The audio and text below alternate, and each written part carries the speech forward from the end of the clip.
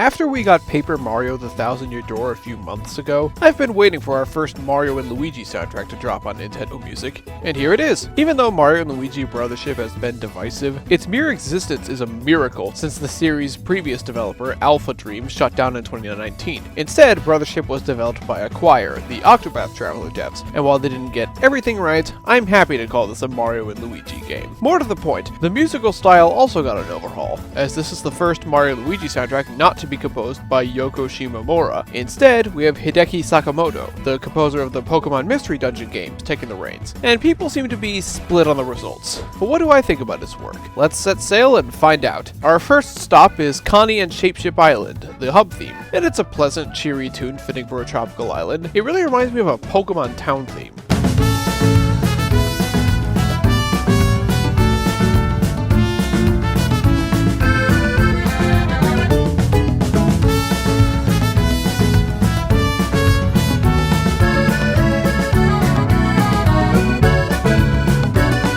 Attack combos is this game's battle theme, and while it takes a little bit to get going, the trumpets and backing accordion make it a fun listen that doesn't get old even after hours of battles.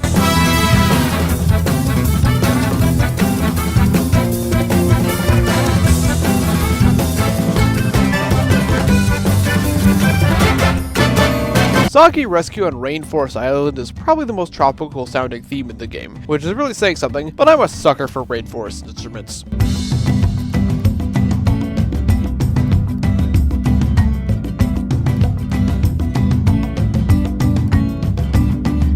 Twisty Island Twist has both catchy saxophones and sweet violins in a mixture that really shouldn't work, but in typical Mario fashion, does.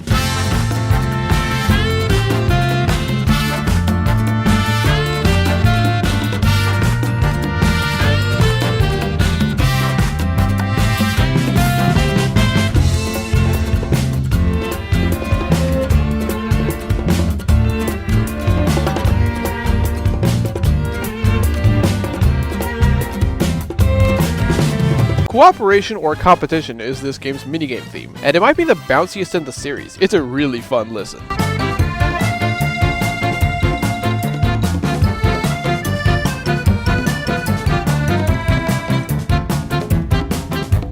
A Changed Island has a nice sense of mystery with the understated rock organ backed up by the xylophones.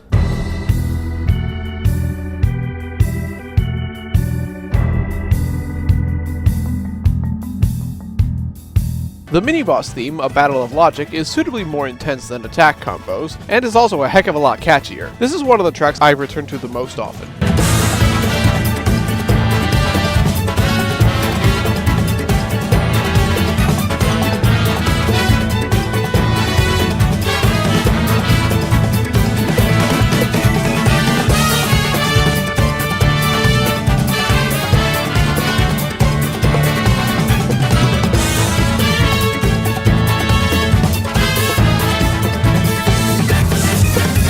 The Gentle Breeze of Floral Island is a lovely accordion and winds piece with immaculate vacation vibes. Put it on next time you visit the beach and it'll fit in nicely.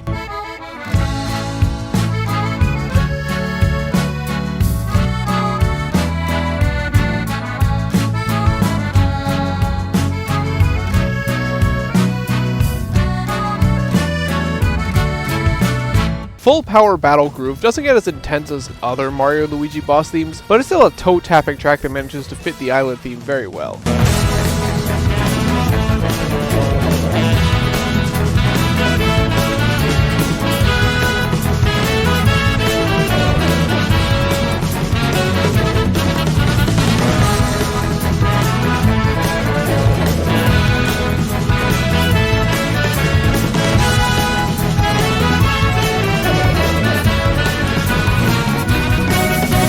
The Monster Bird of Desolate Island continues Mario & Luigi's unbroken streak of great desert themes, benefiting immensely from the switch to real instruments, especially when the acoustic guitar comes in.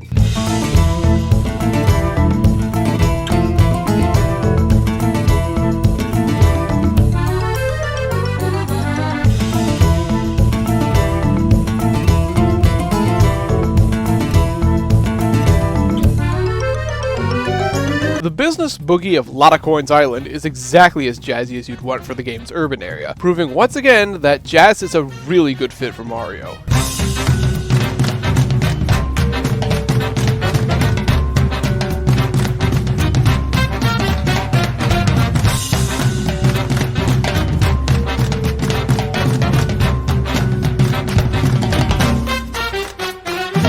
Bulbfish Island in the Dark has major spy movie vibes, which is always a great thing. Why more games don't try this kind of music more often is beyond me.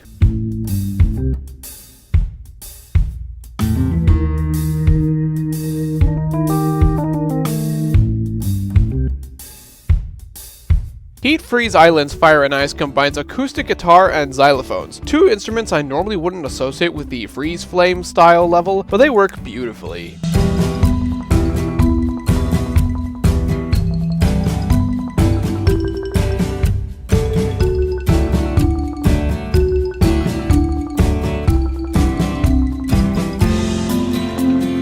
Slip and Glide Island, where puns are colder than the weather, not only is one of the longest titles for any video game song I've ever seen, it also has a very nice rhythm and a sense of festiveness to it.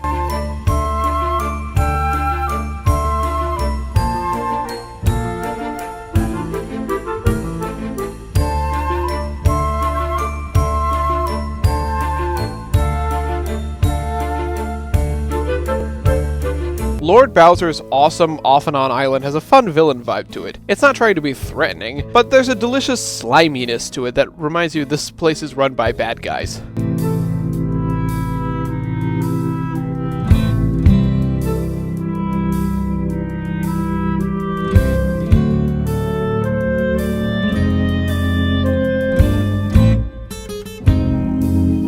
Bowser's Castle on Way Away Island is a remix of Mario 3's Fortress theme, which is really cool since that song doesn't get remixed often, and it preserves the ominous vibes really well.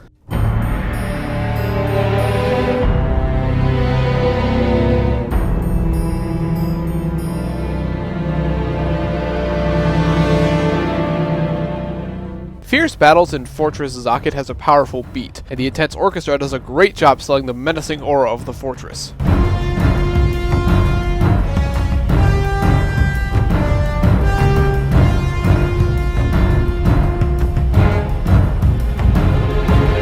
Club Diode is screw the end of the world, I want a party in musical form. And if I went to a club playing this song, I wouldn't want to leave either.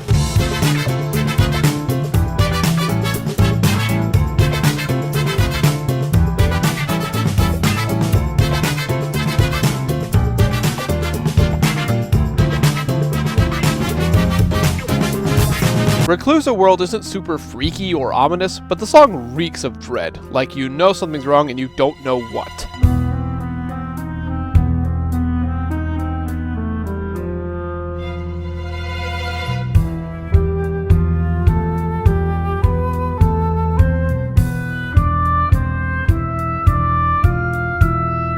Infiltrate Solid Tree is even more uncomfortable sounding. The constant descending winds give it a great sense of suspense.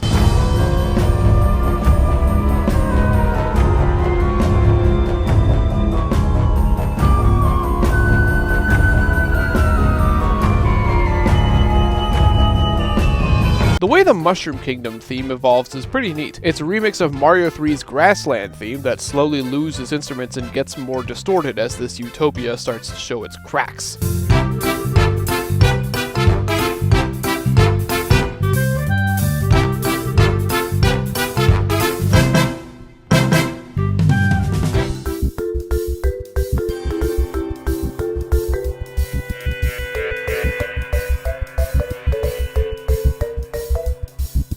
Ready to Face Weeping Reclusa gets you pumped up to defeat this eldritch monstrosity as you chase him down for the final battle.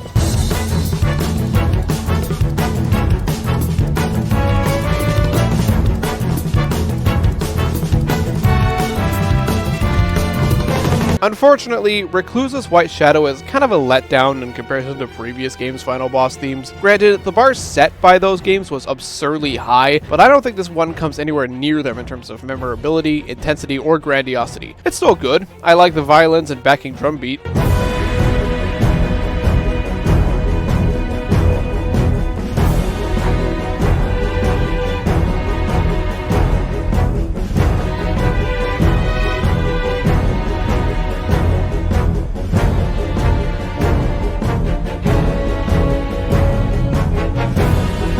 Reclusa's fierce attack in the final phase are faster remixes of Reclusa's White Shadow, but I don't know, they still don't really hit the spot the way an RPG final boss theme should to me.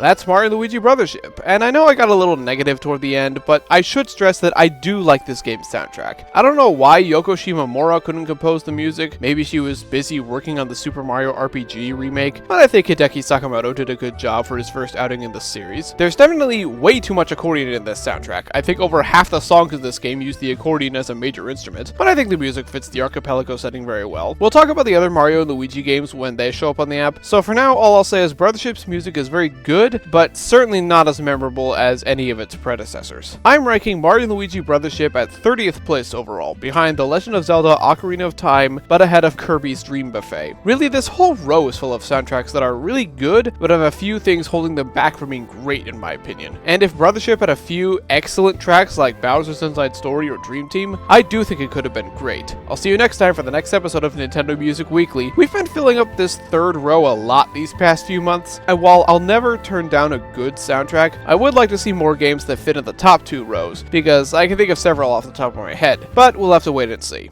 Bye!